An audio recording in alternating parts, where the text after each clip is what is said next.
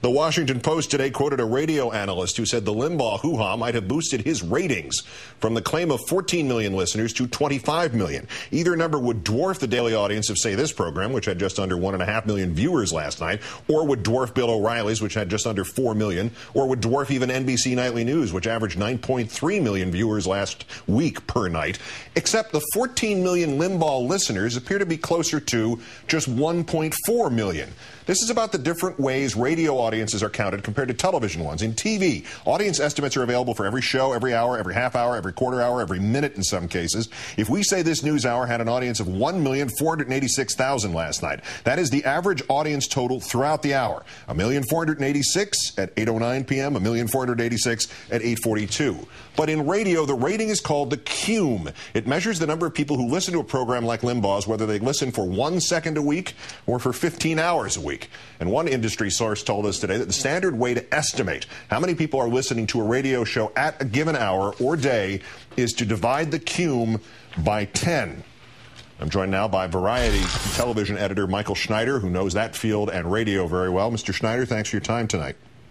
No problem. So is that math, in your knowledge, more or less correct? I mean, if Limbaugh has 14 million listeners a week in the way radio measures it, does that mean he actually has 1,400,000 per show the way television would measure it?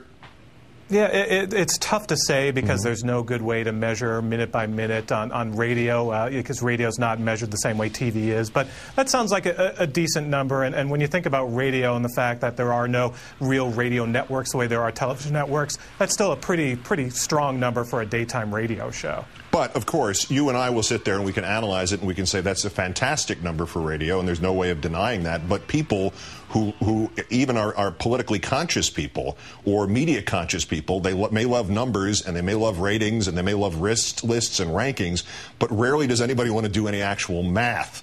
So if anybody actually thinks of this at all, they hear, ooh, Limbaugh 14 million, Olbermann 1.5 million, Maddow 1.25 million. Why don't Limbaugh and his supporters make it clear that there is some, if not creative accounting going on here, certainly some apples and oranges going on here?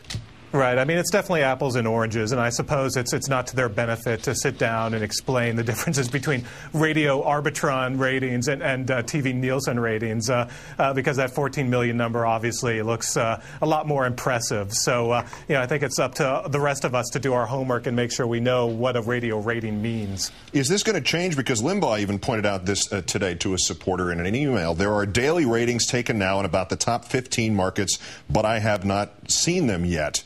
It is apples and oranges, yet the way they're counted, it turns out every apple is counted 10 times and every orange is counted once.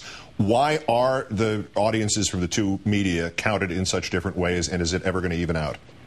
Yeah, I mean, it's starting to, in that radio finally has caught up to TV, and that in the major markets like L.A., New York, Boston, they now have personal people meters. So for the first time, Arbitron's actually giving radio stations real ratings, a real number on who's listening to what, as opposed to before where it was all based on diaries. So radio stations had to depend on people basically trying to remember what they listened to and writing it down on a diary, the way TV was done about 30 years ago. So radio still has some catching up to do. It's just tougher because radio, it's all about the markets and individual radio stations. There's no major network the way there is in TV. Yeah, in my radio days, we used to have the spring book, which we would get in late summer, and we find out how we were doing 3 months ago. Lastly, yeah, and that's still the way it is in most of the country. All right, question that I was asked yesterday, I can't answer this. Limbaugh today, as an example, referred to the Ted Kennedy support of health care reform and said, soon it'll be the Ted Kennedy Memorial Health Care Bill.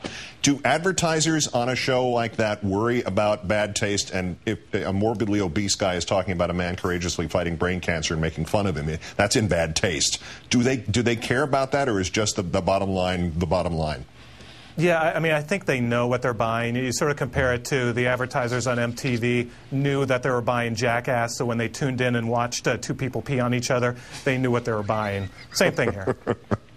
Well, I never heard that on Limbaugh's show, but I imagine we're not far from it. Michael Schneider, the television editor for Variety. I apologize for putting those words in your mouth. Great, thanks for joining us, sir. No problem.